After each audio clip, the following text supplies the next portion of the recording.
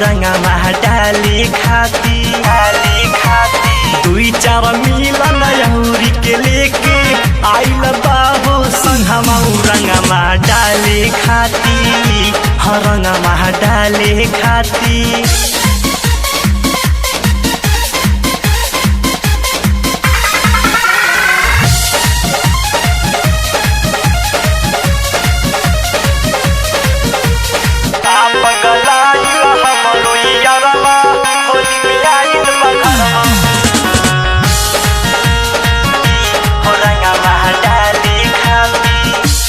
तनो हमाना कैली मानला सनाही मुअना बात की कैले प्लानिंग रहे एक दिन पहली रात से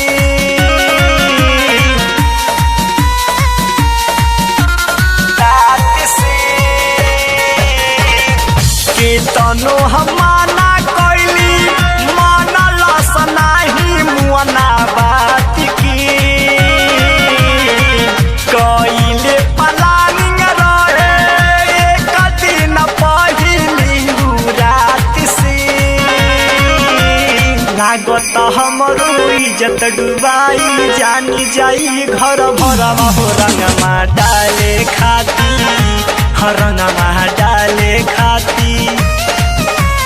बाप गलाइल हमरो यरवा होली में आइल बा घरमा हो रंगमा डाले खाती रंगमा डाले खाती डाले खाती डाले खाती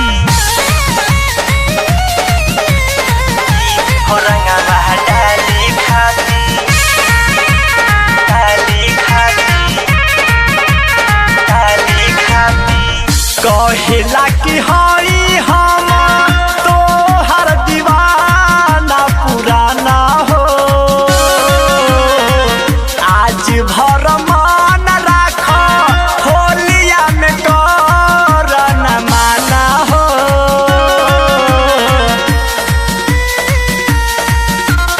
माना हो। कहेला कि हई हम तोहर दीवाना पुराना हो आज भर मान राख होलिया में कर न माना हो। राइटर लाल चनयनी के त शर्मा होली में भइल भंवरवा रंगमा डाले खाती रंगमा डाले खाती। बाप गलाइल हमरो यरवा होली में आइल बा घरमा हो रंगमा डाले खाती रंगमा डाले खाती।